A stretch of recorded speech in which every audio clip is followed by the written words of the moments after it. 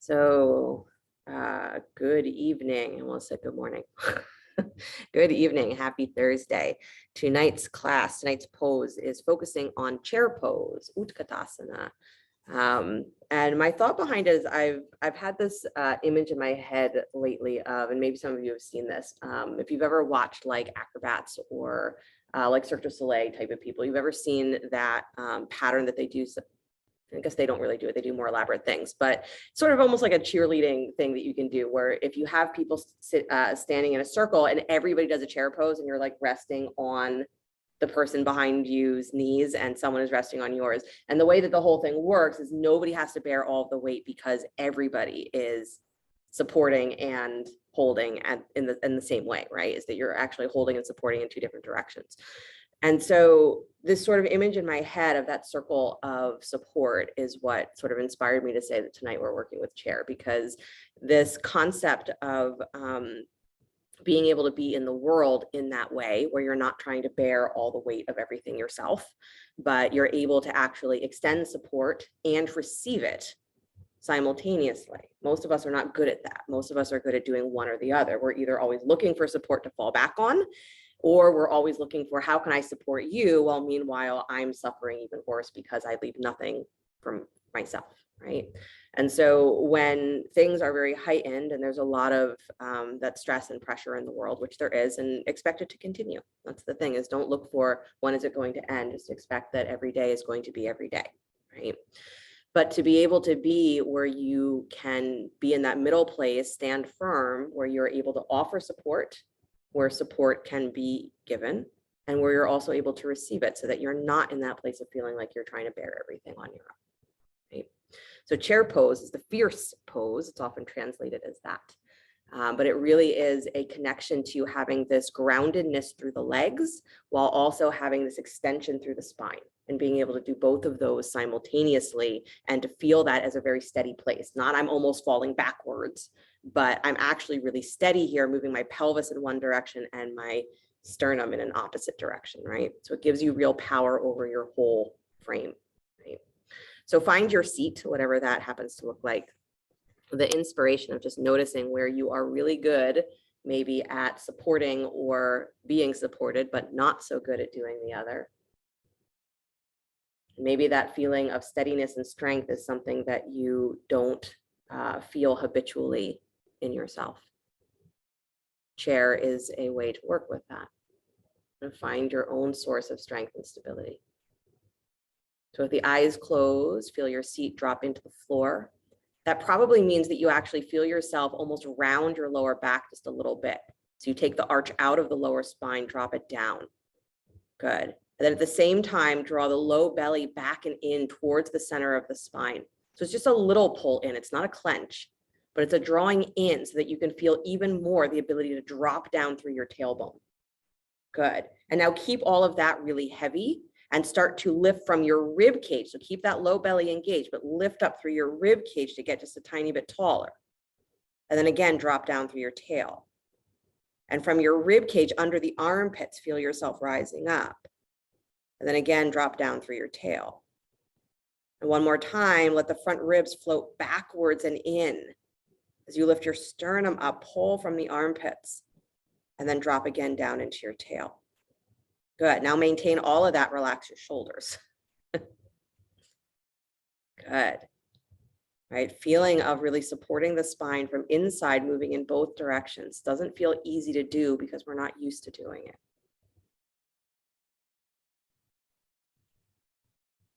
So find one more breath, holding that sense of steadiness inside, allowing the breath to move all around that.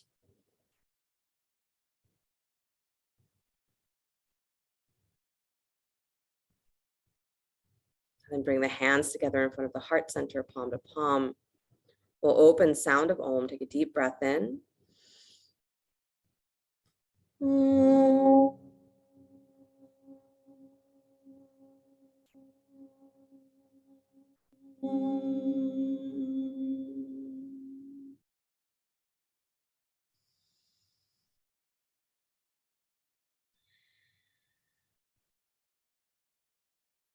Let the eyes float open. Nice, you guys. You can release your hands, please. And then go ahead and start to bring your hands to your knees, your thighs, and start to just circle your torso. So a little bit of movement. Good. And really focus on, especially when you're moving backwards on the pelvis, you're coming into that backwards or the back end of that rotation, really feeling the fullness, almost rounding into the lower spine.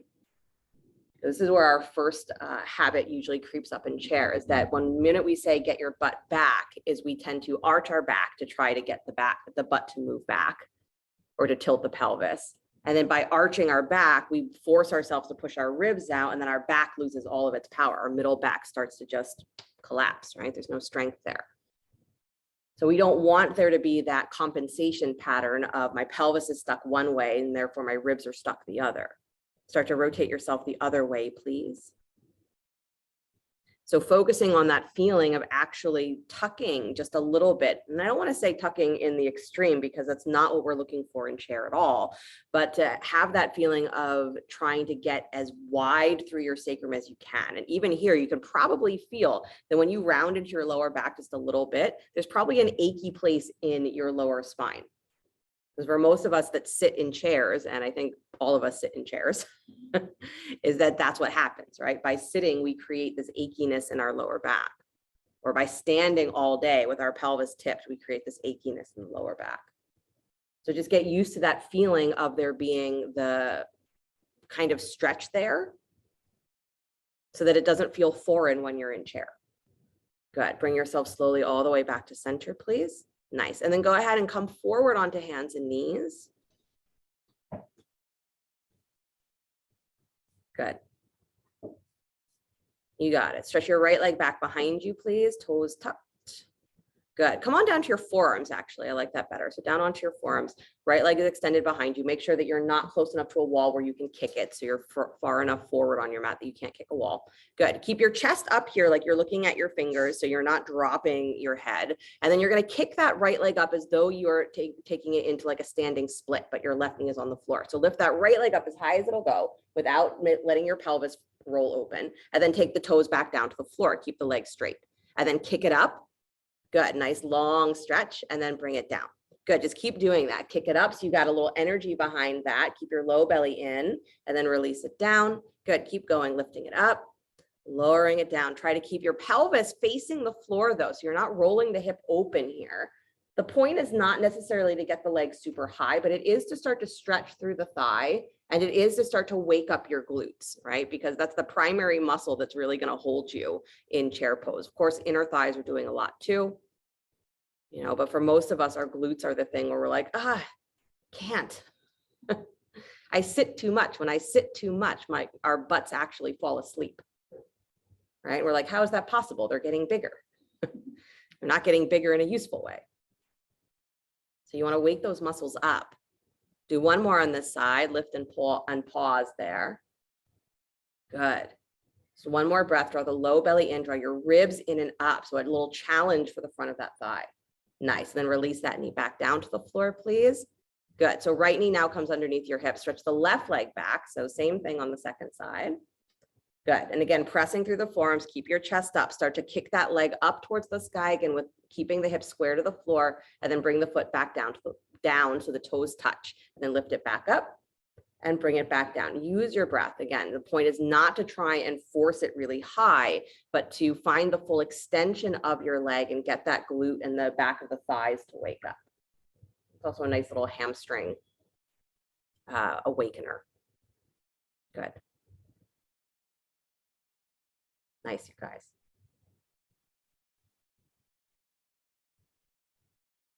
Yeah, we always hope that a yoga practice is going to solve the problems in our bodies. We think it's going to solve the problems in our bodies. We think it's going to solve the problems in our minds. And yeah, if we do a lot of yoga and we do the poses that really work for our body, and we do the practices that really work with our mind, is we can change things very dramatically and sometimes very quickly. But for most of us, again, we've had habits that we've had for 20 years, you know, or at least 10 years, at least a couple of years. And we think, oh, well, 2 or 3 down dogs should fix that, right? No, if you've been having a habit for 20 years, you got to do a lot of down dogs to change that habit. And that's where we struggle, right? Is knowing that we have to do what's necessary to build up strength in ourselves, build up trust in ourselves, build up awareness in ourselves so that patterns can change and stay that way. Right? So chair is some of that. It's the fierceness that says, I will do what's necessary, even though it's uncomfortable. That's what fierce is, right? Good. Lift that leg up, pause, last one. Again, draw your low belly in, press into your forearms, lift your ribs. Nice, Michael. Nice, Taylor. And then release that knee down to the floor, please. Good. Take your knees wide, come into child's pose. That'll feel fantastic. Good. Nice, you guys. Spread wide through the tops of your feet, press into your shins, and then walk your torso over to the right. So take your belly over the right thigh. Good. Let your left wrist cross over the right one. So you get a full stretch on the left side ribs. Nice. And then come back towards center, please. Walk your torso all the way over to the left. And take the right wrist on top of the left. So again, you're reaching a little longer through that right arm.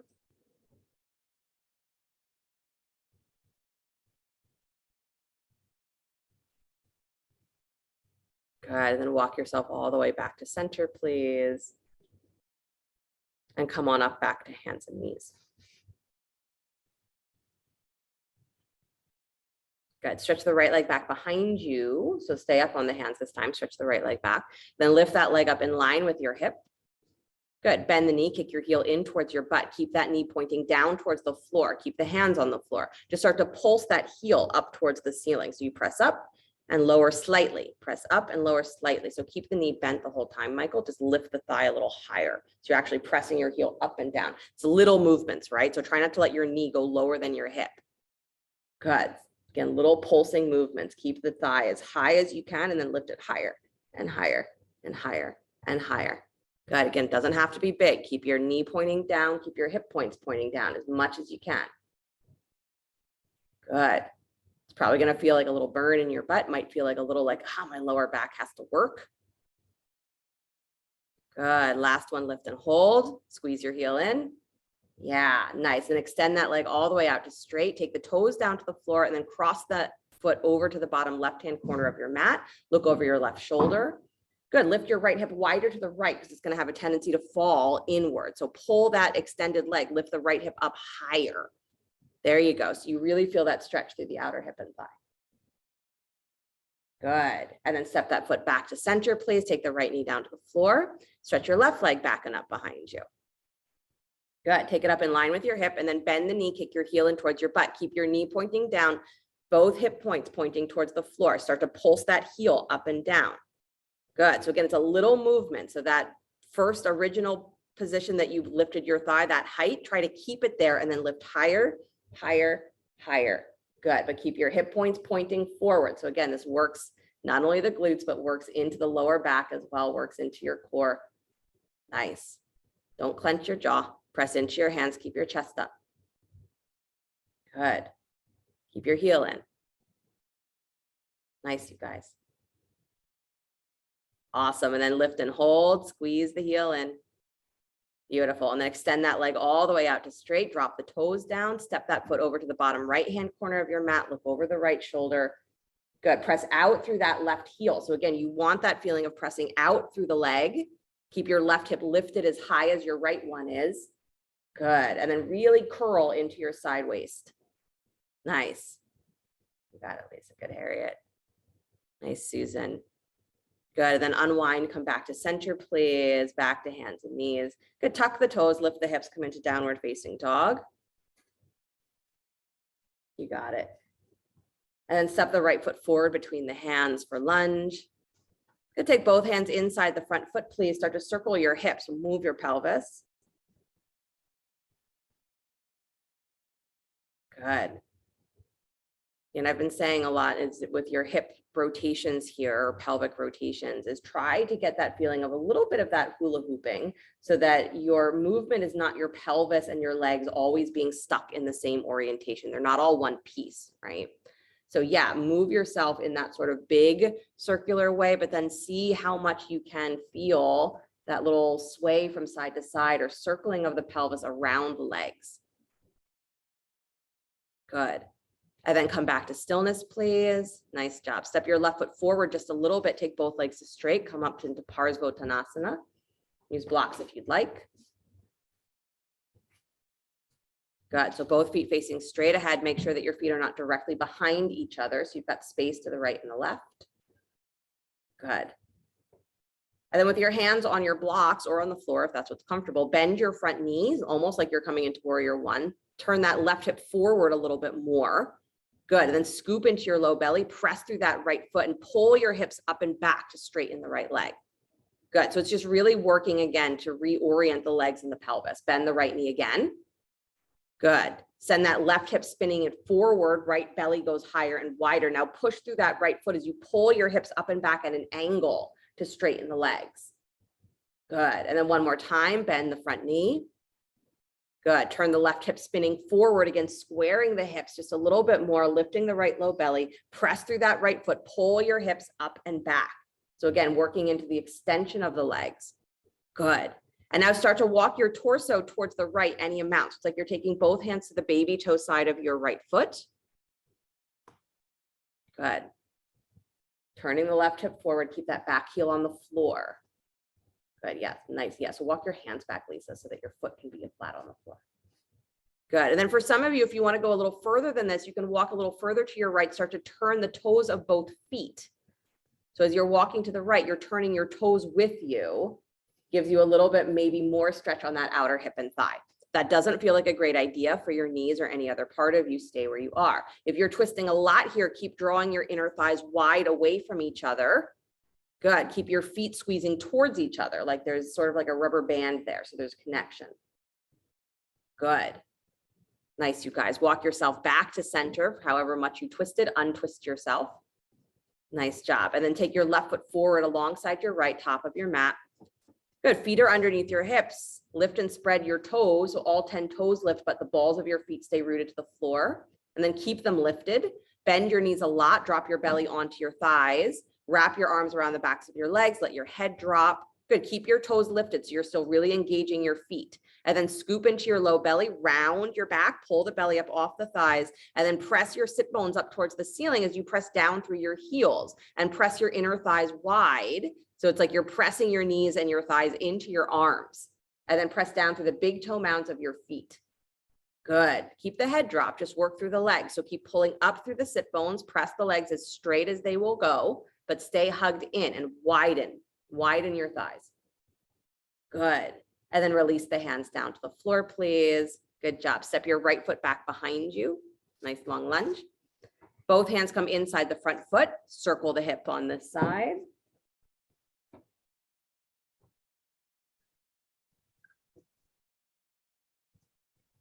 Nice. It is always fun to choose a pose that is typically not what we consider an apex pose, right? We do chair in order to get to other more exciting and complicated things, right? You just have to put up with it. To really get to how do I open my pelvis? How do I strengthen my glutes, my thighs? How do I make it so that a fierce pose is one that I can actually hold and support without exhausting myself?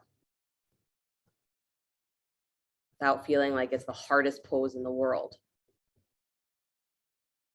Good. Come back to stillness, please. Nice job. Step your right foot forward just a little bit. Take both legs straight. Badakanasana. Again, using blocks underneath the hands. Great idea. Good. And even if you don't typically use blocks, great for this variation so that you can really work with your legs. Good. So here, bend the front knee, so the left knee bends, and as that knee bends, you can turn your right hip, spin it forward a little bit more. Good, and lift your left low belly a little higher and wider, so it's like a subtle twist through your ribs. And then start to press into your left foot, draw the hips up and back, almost like that down dog angle where you're pulling up at an angle behind you. Good. And then again, bend the left knee, so you get a little break through your hamstrings. Turn the right hip forward so you have room to orient the pelvis. Lift your left low belly a little higher and wider, and then start to straighten the leg by pulling the hips up and back, pressing down into that left foot. Good. And then one more time, bend the left knee again. Good. Spin your right hip forward just a little bit more. Nice. And then as you press through that left foot, pull the hips up and back. Feel that lowest part of your belly lift up off of your thighs. Good. So send your tail up and back. That's it. Nice, you guys. And then start to walk your hands towards the baby toe edge of your left foot. So moving yourself in that direction. Good. Blocks can stay underneath the hands. Absolutely. So start with the feet facing straight ahead. Just feel that level of stretch. And then if you want to go further, you can continue to walk your hands to the left, start to turn your feet with you. So both feet will turn. And again, press your inner thighs wide. Try to keep that left hip lifted just as high as the right, because it has a tendency to drop. Good. And the idea is just to feel a little bit more that line of muscle, line of stretch through the outer edge of the legs. Nice job. Good, you guys. Start to walk yourself back towards the top of your mat. Turn the feet forward again. Nice job. And then right foot steps forward alongside the left top of your mat. Good. Take your feet as wide as your mat. Toes facing straight ahead. So don't drop immediately into that squat. Just drop your knees or drop your thighs parallel to the floor, knees over the ankles. So it's like halfway. Good. And then take that right arm right inside your right foot. So you have your right forearm pressing against the shin, up against the knee. Stretch your left arm up to the sky, twist. Good. Watch that your knees are not moving forward. So even here, press into your heels more, push your butt back towards the wall. Good. And then release and switch, please. Take your left hand down inside the left foot, press the forearm up against the shin. Take your right arm up to the sky, keeping your hips just as low. Good. Don't let your knees go forward. Push your butt up and back. So it's not just back and down, right? It's up and back. Good. And then feel your heels root. And then once you've done that, maybe you can drop your hips lower without losing that. But the minute you start to lose your connection to your heels, lift your butt up and back. Change the angle. Good. Release the hand back down to the floor. Nice job. Straighten both legs. Keep those inner thighs nice and wide. Plant the right hand straight in front of you. Take the left arm up to the sky or to your lower back, whichever gives you more access to your spine. Good. Let your weight fall forward towards the balls of your feet. Nice. Keep that lowest part of your belly, lowest part of your abdominals drawing up and in. Nice. Draw your throat back in the opposite direction towards the upper right-hand corner of your mat. Yeah. Good. Release and switch, please. Left hand touches down to the floor or a block. Right arm reaches up to the sky or hand to your lower back. Good. Yeah. Try to keep your legs as straight as you can, or at least don't bend your knees on purpose. I'm going to put it that way. I know sometimes we do that and it can feel good, but I really want you to work with where your limitation is. So keep the knees soft, but try not to bend them on purpose to make the pose easier. Draw your throat back towards that upper left-hand corner of your mat. Yeah, good. Release that hand back down to the floor, please. Excellent. Plant the hands, heel toe your feet a little closer. Good. And then step yourself all the way back to downward facing dog. So one foot, then the other. Good. And then drop down onto hands and knees, please. Good. Start to cat and cow. As you cat and cow, really focus on the rotation of your pelvis. So the inhale is very much that tipping the front of the pelvis forward and lifting your tail up and back. And then the exhale is working with drawing your tail down, but lifting the front of the pelvic bones up. So you're never really losing space. Whatever direction your pelvis is rotated, it's not getting stuck there. You're looking for that feeling of trying to rotate almost around negative space, right? So you can imagine that if there's actually a kind of sphere in that bowl of the pelvis, as you're trying to actually rotate your pelvis around that, up and around in one direction and then up and around in the other direction. Good. Nice, you guys.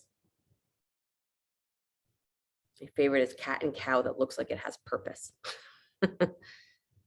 Instead of just, I do it because it's a thing to do. I do it with purpose.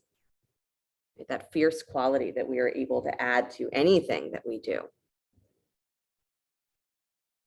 It doesn't mean aggressive or excessive. It just means really focused, really purposeful, really present. Good. And then start to bring yourself back to stillness, please. Nice job. Stretch your legs back into plank pose. So stretch the legs back, come up on the balls of the feet.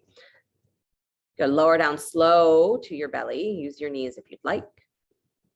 Good. And then on your knee, on your belly, bend your knees, kick your heels in towards your butt. Reach back for the feet or the ankles if you can. Reaching the feet is not an option. Keep your hands alongside your ribs, palms flat like you would for Cobra pose. Good. If you are reaching your feet, draw your heels down and in towards your butt and keep them there. Good. Root the tops of your thighs down, tops of your knees down to the floor. This is a shoulder stretch and a quad stretch, right? So you're not lifting the heels. Bend your elbows up towards the ceiling. Lift head, neck, and chest as much as it will go by bending your elbows. That's the only real action here. So you're lifting through the chest and you're bending your elbows. Draw those heels down. Draw the tops of your knees down. Keep your legs rooted to the floor. Good. So if that lower back is starting to get crunched here because you're pushing it into the floor, press into the tops of your knees instead. Good. Bend your elbows. If your arms are straight here, you're not doing yourself any favors. Good. The point is to get into those sticky places in your shoulders. Excellent. And then slowly release. Nice job, you guys. Good. Take a moment on your belly. You can turn one cheek to the side if you'd like.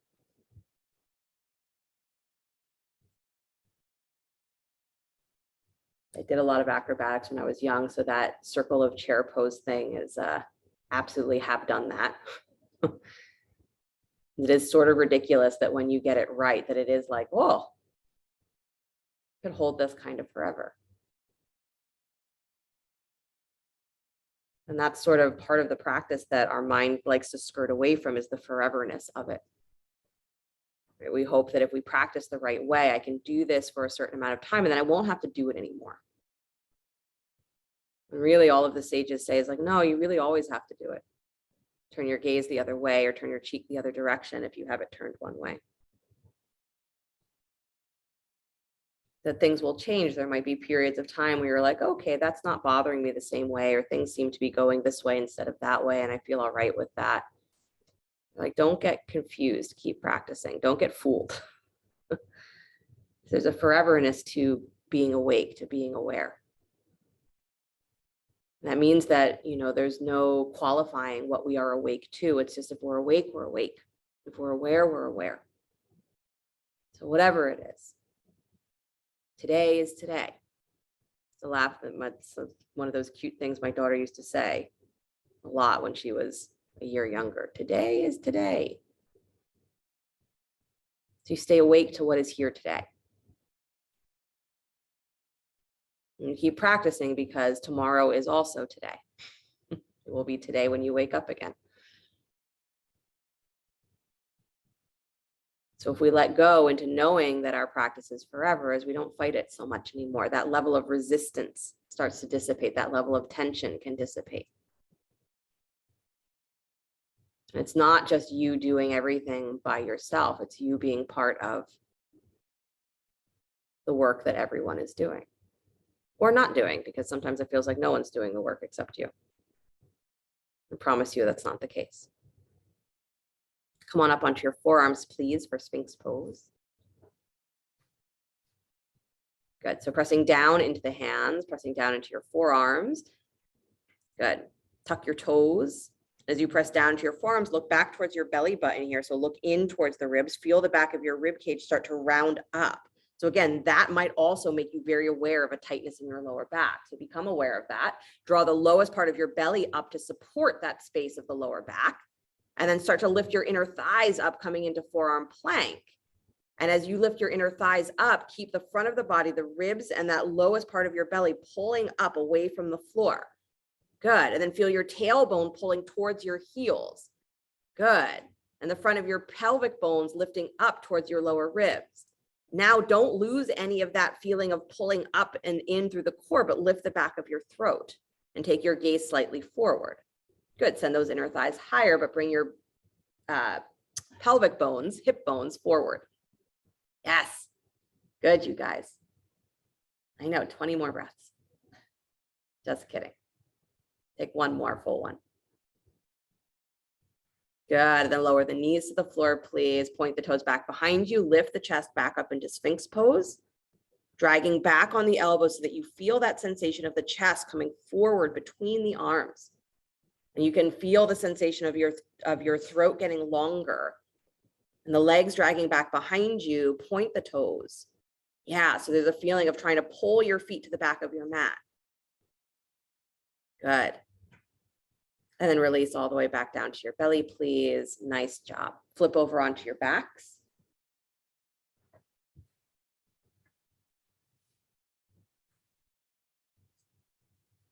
Good. Bend your knees, plant your feet like you're coming into bridge pose, because you are coming into bridge pose. So bend your knees, plant your feet. Good. Then take the arms alongside you, robot arms. So bend the elbows, point the fingers up towards the ceiling. Press down through the elbows to the tops of the shoulders. So that whole upper arm is rooting down into the floor. And then feel yourself pressing slightly wide through your elbows. So it's not going to be a real action, but as you push down and press slightly wide, maybe those muscles on the outer sides of your armpits start to engage a little bit. Good. And now start to lift your hips up, keeping your knees in line with your ankles. So don't let your weight roll onto your shoulders here. As your hips rise up, make it like a straight line, straight up towards the sky, pressing into your heels. Good. And then lower all the way back down. Nice. Find the equal weight in your feet again, heels of the feet, balls of the feet. Maybe lift and spread your toes so you can really feel that connection to the arches of the feet.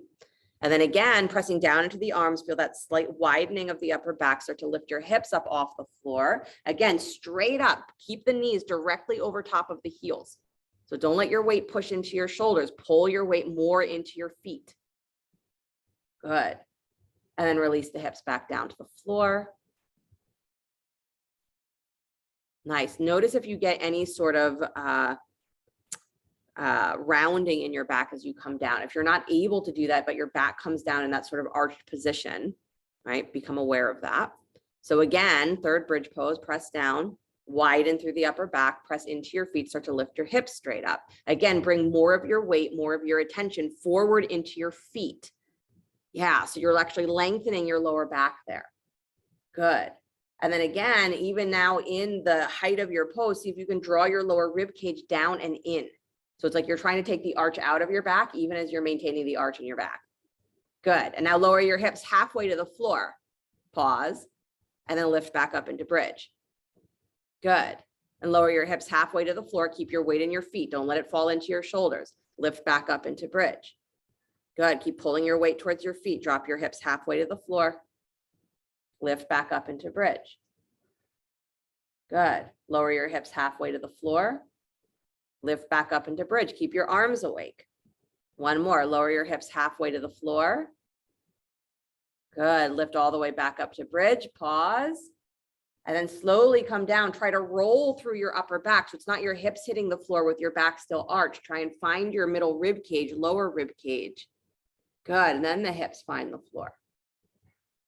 Nice job. Let the arms come up overhead. Hold opposite elbows. Nice. And extend the arms all the way to straight up alongside your ears. So again, you have a sensation here of what it's like to have your arms extended, what that does to your back. So as your arms are extended, notice where the arch, how great that curve is in your back. So the arms stay up overhead, and then try and find where you can draw your lower rib cage down. So it's like you're widening that middle place of your back. So you're trying to find more contact through the middle portion of your back, but keep the arms extended. Good. And then draw the rib cage down and in. Feel the wideness of your back. Good. Now feel your sacrum rooting down to the floor. So it feels as though, again, you're trying to lengthen your tail away from the top of your head. So there's that subtle feeling of not quite a tucked tail, but definitely where you are drawing the lower abdominals in. And then keep the arms extended. Lift your knees up to 90 degrees. So your knees are in line with your hips. Your shins are parallel to the floor. Good. Flex your feet. Nice. Draw that lower rib cage down and in. Again, try and find where you are connecting more of your back to the floor. Arms are still overhead. Good. Imagine that you are pushing your feet into something. So there's a subtle pushing away through your feet. Good. But keep pressing your tail down towards the floor. Draw your ribs down and in. Nice. Do you think you can hold this or chair for longer? Like, I don't know. Keep your ribs drawing down and in. I want you to notice where in your back the challenge seems to be. Is it more in your shoulders? Is it more in your upper back? Is it more in your lower back? Is it the abdominals that feel like they want to give up? Where do you want to give up here? And if the answer is everywhere, that's okay too. Just notice. Good, one more breath, like you're pushing out through your feet, but keep your knees right where they are. Awesome. Hug your knees all the way in, please. Bring your forehead up to meet your knees, so squeeze into a little ball. Awesome. And then release the shoulders down to the floor. Bring the feet down to the floor. Grab a block if you have one. Place a block underneath your sacrum. Come into a supported bridge pose. Any height that you'd like. Let the arms relax. Your throat relax. Good. I promise you that it is your habit. If you are a normal person, I promise you that it is your habit that when you come into chair is that you clench. The habit is to clench. And by clenching, we make the pose harder. We make it less sustainable. Muscles are not designed to clench. They are meant to engage in synergy. It's not meant to be one muscle is doing the work and everybody else is taking a siesta. Muscles have their own orientation, their own balance of who is supporting who in what way at what time. But when only one muscle group is habitually awake, guess what? They do all the work. And everybody else gets tighter, or everybody else gets unused, or everybody else gets overused for things they're not designed for. And then life is hard. Moving is hard. Really what we're trying to hope for in a asana practice is that our body not only becomes more awake, not just in terms of flexibility, but it learns to come back to its own balance, where the muscles are actually working with each other. So a pose like chair is not just your thighs. It should not really be your thighs doing the primary work. But for most of us it is, and because it's hard, we clench, make it harder. And this is true for everything else, right? When something is unexpected or difficult in your life, the habit is to clench. Even emotionally, we clench. Makes it harder.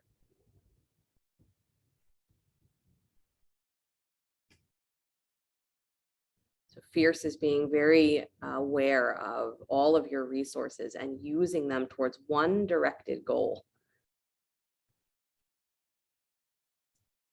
Means saying whole body, the goal is chair pose. So how do I do that in a way where I can hold it? Not just come into it and then come out of it the next breath.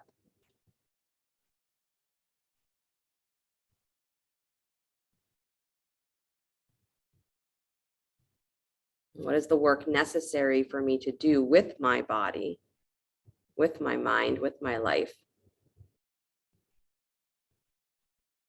to make that position sustainable? Whatever it is, I'm willing to do that. That's what we're cultivating in a yoga practice. I'm willing to do what is necessary to attain peace, to find it, and to maintain it, to know it as myself. Keep your left foot where it is. Draw your right knee in towards your chest, sit bones or sacrum still on the block. So you can use your hands to hug that knee in. Good, don't let your left knee splay wide, and continue here to try to draw your tail down towards the floor. So it's going to feel like that subtle arch of the lower back. Good. Hold behind your right thigh. Please extend your right heel up towards the ceiling, still drawing your groins down towards the floor. Good. Press the thigh back against the hands. Extend the heel up, up, up. Stretch through the underside of the ankle. Good. And the ankles are another place where getting deeper into chair becomes very hard if the ankles are tight. And then draw the right knee back in towards your chest, please. Good. And then place that foot down to the floor. Take your left knee in towards your chest. Squeeze it in first, because that squeezing in while you're drawing your tailbone down to the floor is a nice stretch for your hip flexors. Good. And then hold behind the thigh, please. Extend your left heel up towards the sky. And press the thigh back into the hands. Again, stretch up through that underside of the heel. So you're getting the leg nice and long, not by pushing through the knee, but by extending through the lower part of the leg. So imagining the calf muscle actually lengthening. Imagine the back of the ankle, the Achilles tendon actually stretching. Good. And groins down towards the floor. Find the width of your sacrum on the block. Nice, Taylor. Good, Susan. And then bend the knee again, please, back in towards your chest. You can place that foot down to the floor. Lift your hips up off of the block. Place the block to the side. Lower the hips all the way down. And then take your right ankle on top of your left thigh. Lift your left shin parallel to the floor. Reach through to hold that leg. Good. Keeping the feet flexed. Nice. Trying to find as much of your sacrum. So draw your tail down towards the floor. It's the same thing here, is trying to lengthen your spine from your pelvis. Draw the pelvis down. And then draw your lower rib cage down and wide. Good. And then a deep breath in. As you exhale, lift your shoulders up off the floor. Pull the legs in a little deeper. If you want to go all the way for reaching for that left foot, you're certainly welcome to extend the arms and reach for your left foot or ankle. Not necessary, but squeeze in a little closer. Good. Nice, Harriet. Good, Lisa. Nice, Lindsay. And then slowly release, please. Good. Unwind your legs. Take the right foot down to the floor. Take your left ankle over the right thigh. And then lift your right shin parallel to the floor. Good. Reaching through to hold that leg if you choose, or again, the legs can hold themselves.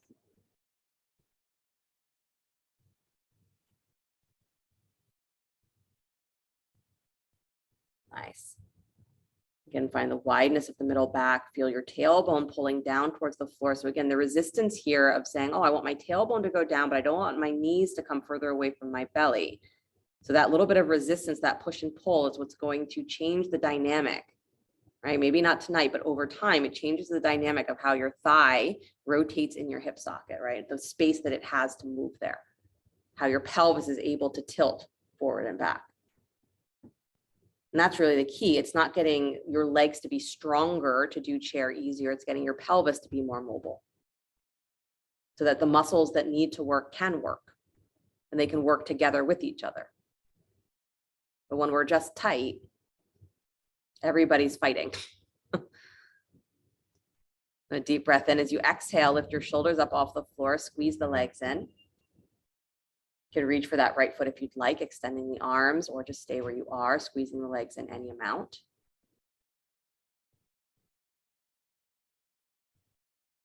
Good. And then slowly release, please, unwinding your legs. Draw the knees, both knees in towards your chest. Scoot your hips over to the left, drop your knees to the right, come into a spinal twist.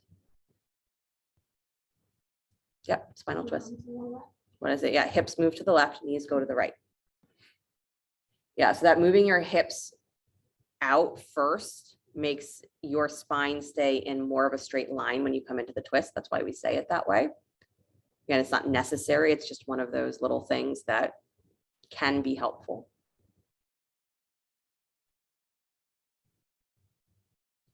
Good. Bring yourself back up to center, please. And then start to move your hips a little bit more to the right so that you can drop your knees to the left, twist the other way.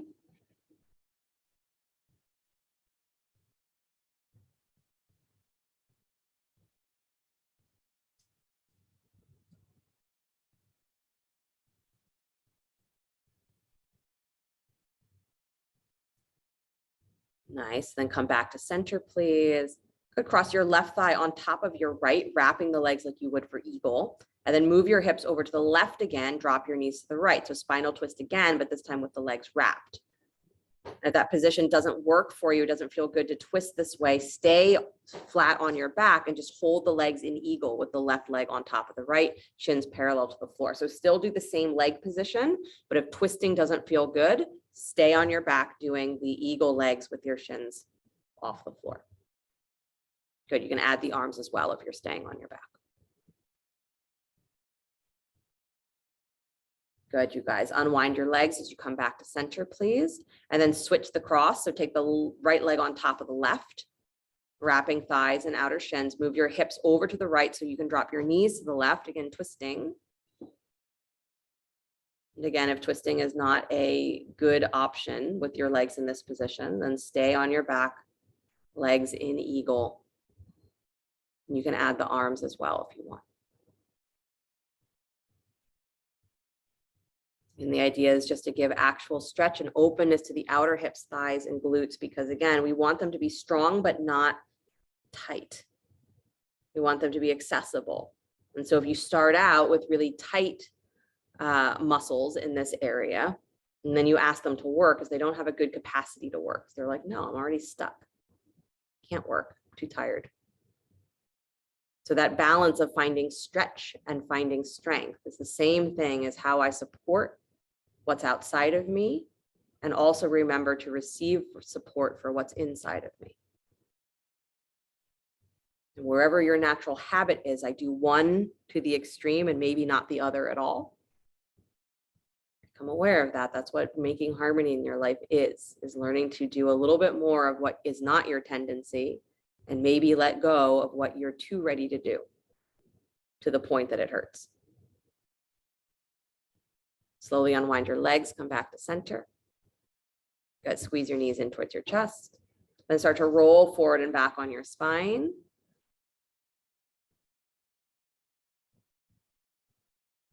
Good, bring yourself all the way up to sit. Bring the bottoms of the feet together, let your knees drop wide. Some of you are facing the back of your mat, that's fine. Just walk your hands forward in Badakanasana.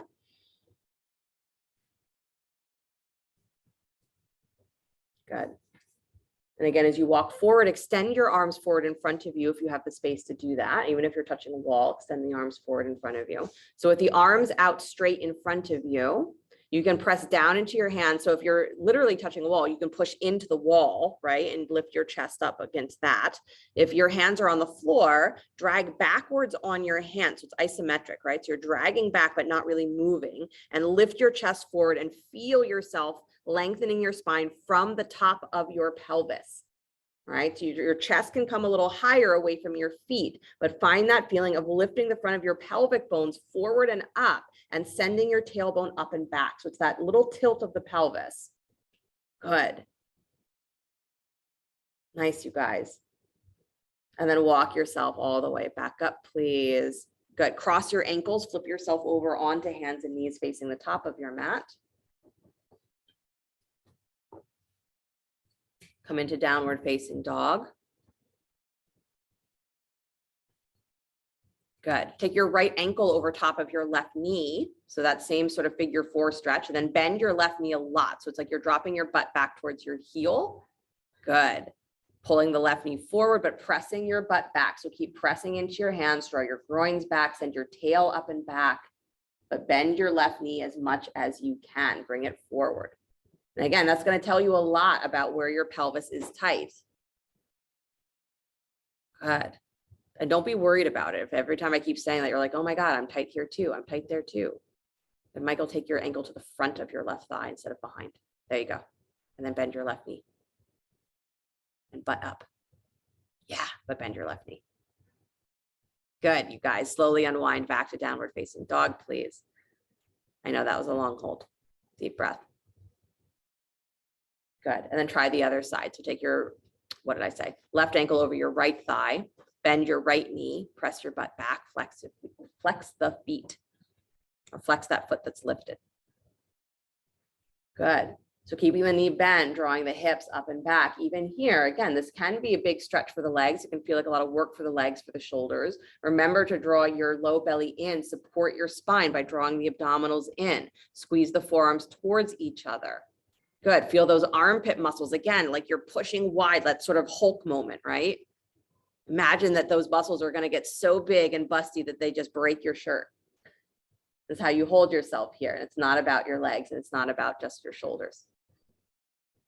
Gotta use our backs. Good. Nice, you guys. Unwind that leg, please. Downward facing dog. Walk your feet forward towards your hands. Good. Separate your feet a little wider. Hold opposite elbows. Let your knees bend if you'd like. Sway from side to side.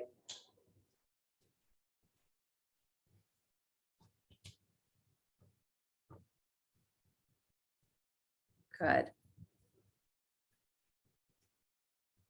And then release the hands back down to the floor. Grab a couple of blocks if you need. So if your hands can't comfortably reach the floor, grab blocks. And even if they can, blocks are still nice. Bring your feet a little closer so that they're directly underneath your hips. Sometimes we say 1 to 2 fist width apart. If you're like me and you have tiny hands, that doesn't make a lot of sense. But you want to have a little bit of that concept of your heels being underneath your hips. Nice. And then hands on the blocks, please. So bend your knees, take your butt back, thighs parallel the floor. So notice that as you bend your knees, how much your knees want to come forward versus your butt come back. So with the hands on the block, move your butt back further. So it's like your knees are directly in line with your ankles. Good. You got to really feel your weight drop into your heels and then draw into that low belly area, contract the backs of the thighs. Nice. And then start to straighten the legs again. So Lisa, bring your hands forward in front of your feet. That's going to make it easier. Good. And then same thing again with the hands on the blocks, bend your knees without letting your knees come forward beyond your ankles, pull your butt up and back. Good. We sometimes call this like a downhill skier type of moment. So to keep the inner knees a little wider, big toe mounds root down, feel that feeling of contracting the backs of your thighs up into your glutes, draw your belly up and in. So your legs are really holding you, but your hands are still on the ground. And then start to straighten the legs again, press your hips up towards the sky. Good. And then one more time, bend your knees, take your butt back. So don't let your knees come forward, push backwards. Let yourself find steadiness with your weight on your heels. The more the knees come forward, your thighs have to work harder. If you take your butt back, your butt has to work harder, but your thighs don't. Good, and that's what we want, is we want that connection between the thighs and the glutes. Straighten the legs again, press your hips up towards the ceiling. Good. Nice, you guys. And then bring your hands to your hips, come all the way up to stand.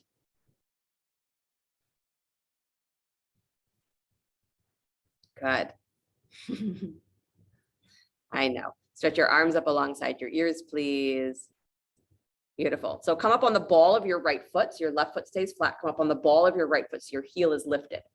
Good. Very little weight on that foot. Good. So now start to bend your knees, your left knee, take your butt back. So again, that left knee is not coming forward. Your butt is moving back. So it's like you're finding almost a one-legged chair. Good. So bend your knee a lot. Don't worry about how low you can get. Work at how much can I bend my knee and stretch through my ankle, butt back. Good. And then for some of you, if you're pretty stable here, scoop into that low belly, hover that right foot up off the floor. So just lift that knee higher up towards your belly. Good. Don't let your left knee fall out to the side. Keep that belly drawing in and up. Good. Let the right toes come back down to the floor. Come all the way up to stand. Ay, ay, ay. I know. And then switch the feet. So right foot comes flat. Bend your left knee so that you're up on the ball of that left foot. So again, very little weight on that foot. Don't just bend the knee and keep all your weight there. Is bend the knee and try to bring your weight into the right leg more. Start to bend the right knee, take your butt back. So you're into that almost one-legged chair. And again, the purpose here is not to try and force yourself really low, but it's to feel how much you can get that action of your butt moving back, stretch through your ankle. And then once you're there, can you contract the back of your thigh and your glute, draw your low belly in and up, hover that left foot up off the floor. So you got to use that low belly hip flexor energy to pull that thigh up. Good. And again, the more you feel that standing thigh clench, engage your butt. Feel that muscle wrap around your sit bone. Release the left foot down to the floor. Come all the way up to stand. My God. Take your right ankle in front of your left, please. So you're standing with your right ankle crossed in front of your left. Stretch your arms up to the sky. Good. Left hand holds your right wrist. Lean to your left. Good. So again, imagining that stretch is going all the way through the outer hip and thigh.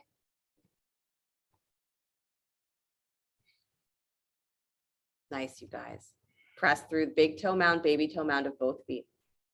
Come back up to center, please. Good. Unclasp the hands, but bow forward with your ankles still crossed. So again, stretching through outer hips and thighs. Blocks are right there if you need them. Good. Again, try and feel big toe mound, baby toe mound of both feet. Excellent. Unwind the ankles, please. So feet are underneath the hips. Take your hands to your hips, come all the way up to stand. So again, rooting down through the legs, feeling the strength there as you rise up. Good. And then take the left ankle in front of the right, the opposite cross. Stretch your arms up alongside your ears.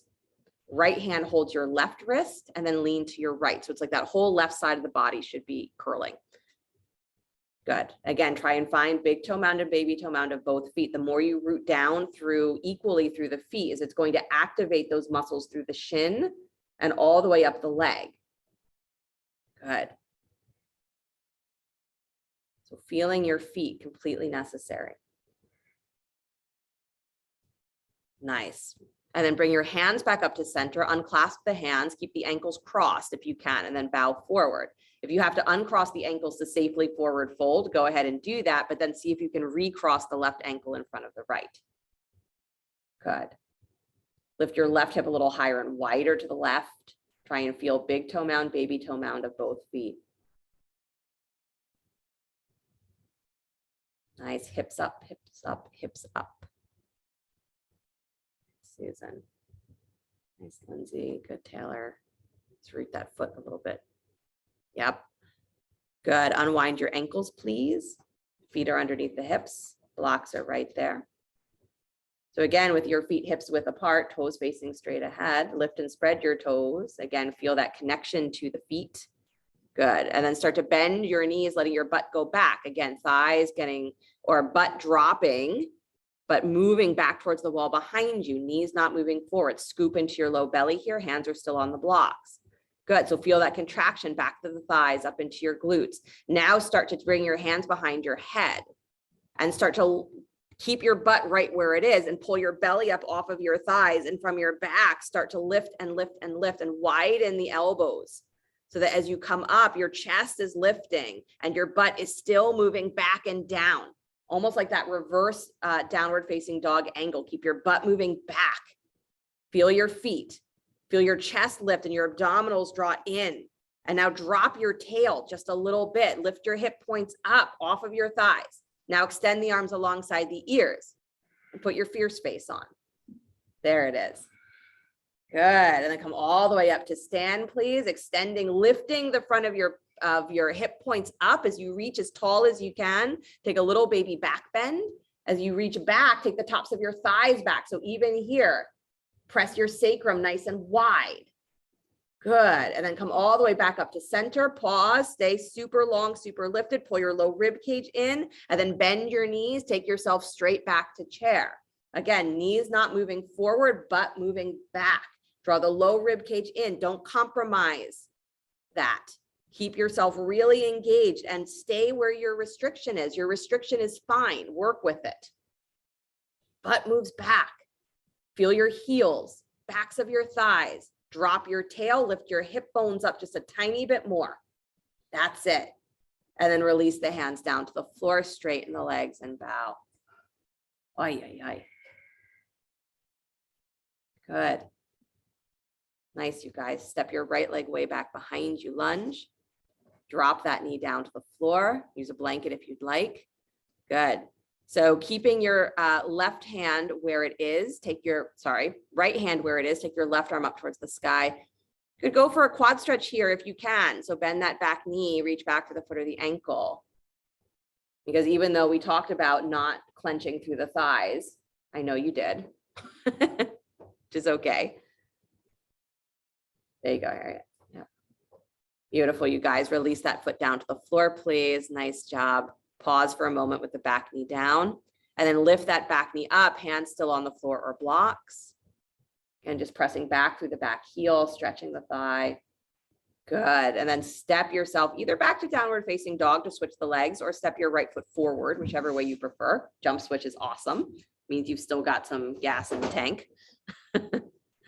And then drop the back knee again. So you're in the lunge on the second side. Use a blanket underneath the knee if you'd like. Left hand plants right arm up. So you're coming into a spinal twist. And then take the quad stretch, bending the back knee, reach for the back foot or ankle. Rotating the shoulders open, chest open. Good. And for the pelvis to be really fluidly available, we need to stretch front of the pelvis, back of the pelvis. Good. Unwind the arms, please. Release the foot. Pause for a moment with the knee down, and then lift the back knee up. So you're in that low lunge, or middle lunge, sometimes we say. Good. Just stretching back through that left heel. Excellent. And then step all the way back to downward facing dog. Take a deep breath in. And as you exhale, bring the knees to the floor, come back to child's pose, hips back to your heels.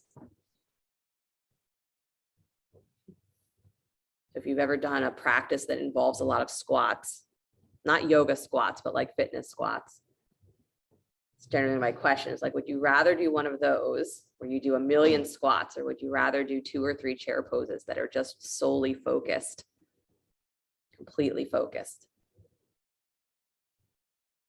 A lot of us would choose, let me do 100 squats that are kind of all over the place.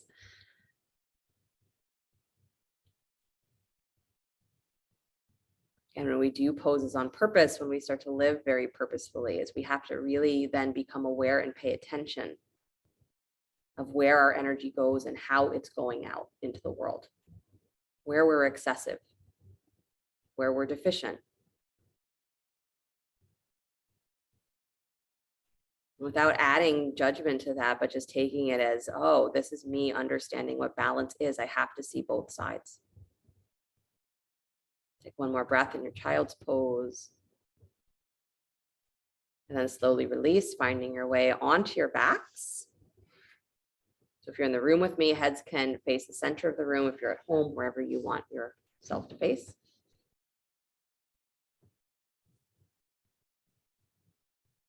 Good. Bend your knees, please. Take the right ankle over the left thigh. And then let your legs here drop to the left. So your right foot is going to come flat to the floor, ankle up against the knee. So to the left. So it's not the usual twist. It's going the other way. So switch your legs, Michael. There you go. Come this way. Good. You can stretch your arms out wide if you'd like. So the first order of business here is to let that right side sacrum fall back down towards the floor. So get your ribs to soften down. And then you can start to press the ankle against the thigh and angle your right knee up towards the ceiling a little bit more. So again, it's just a different stretch for your hip.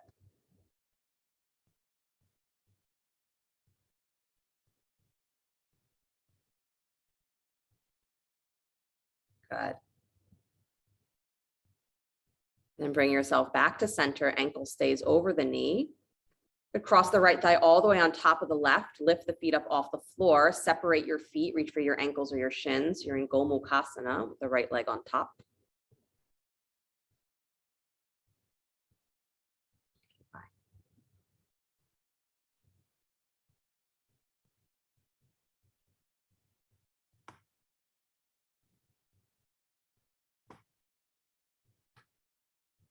Good. And then come back to center, unwinding the legs, squeeze the knees in. Take your left ankle on top of your right thigh, please. Drop that right foot down to the floor. So just ankle over the knee for this one, and then let your legs drop to the right. So your left foot is going to come flat to the floor, knee starts to angle up towards the ceiling. And allow that left side of your sacrum to move down towards the floor first. So if you're coming into a big arch in your lower back here, let the knee fall in towards the belly, work your back down towards the floor first. Let that soften. Then you can start messing with the angle of the knee.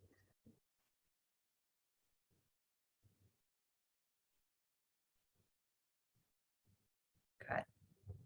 Is important when you do a lot of work with your glutes or your outer hips and thighs is yes, we want them to be strong, but the same activities that make them strong can also make them tight. And then when you go to sit all day, it tightens up the hips and butt even more, not in a useful way. So stretch, maybe do cross-legged or figure 4 in a chair tomorrow. Keep stretching the outer hips, outer thighs, glutes.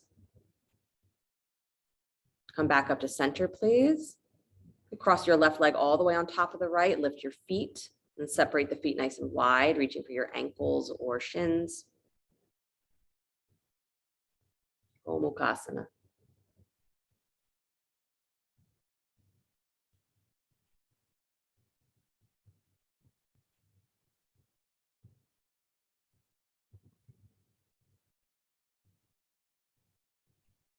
Balance between supporting ourselves and being able to offer support outside.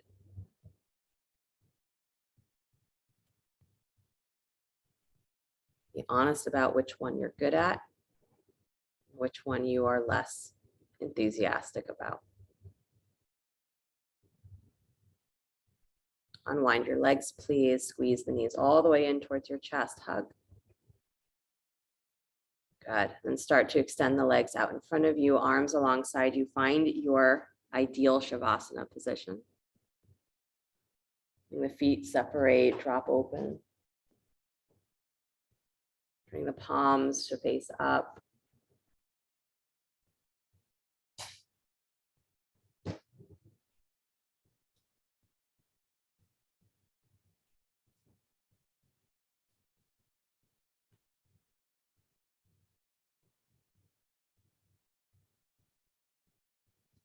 And just see if you can allow for there to be a feeling of fluidness that as you're breathing, you allow your skin to get softer. We say sometimes like it becomes translucent.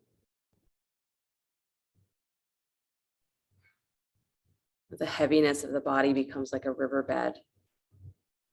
So the breath can flow like the water. The prana can flow like water.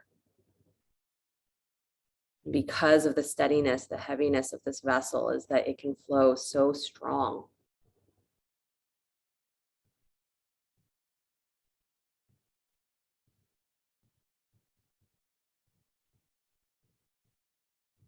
Don't worry about its direction at the moment, but just feel yourself opening and opening, softening and softening.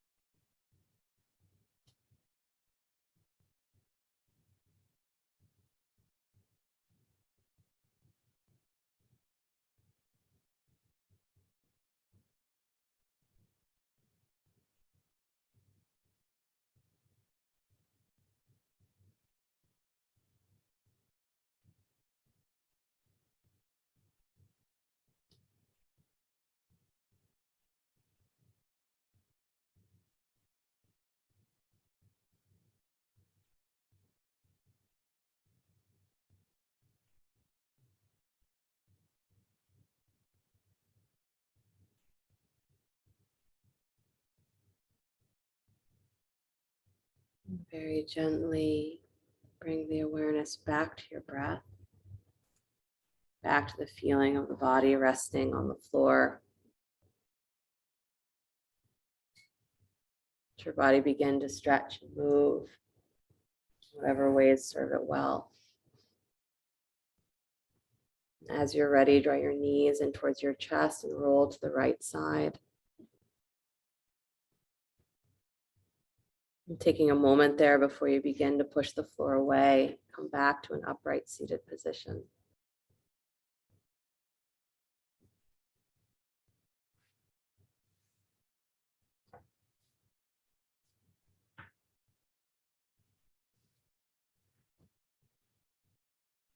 Bring the hands together in front of the heart center, palm to palm.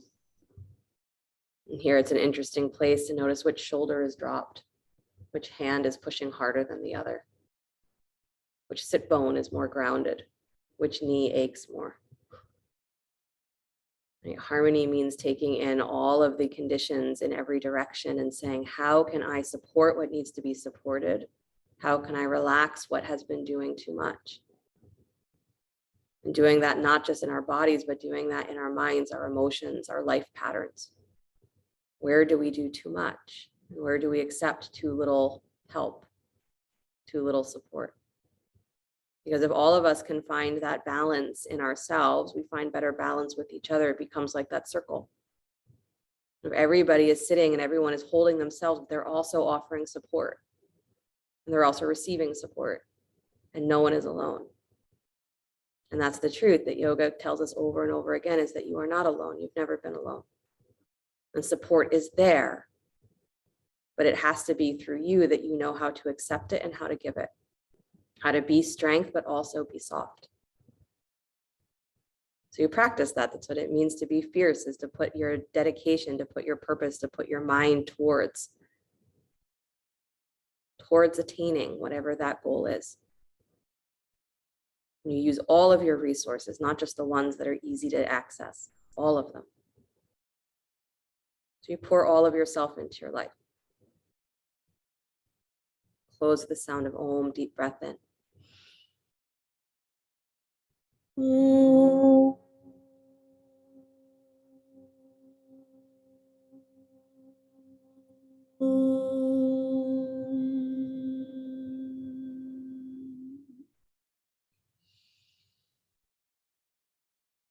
Sliding the thumbs up to the space between the eyebrows. Namaste. Thank you guys so much. Have a great rest of your night, a great rest of your week until I see you again.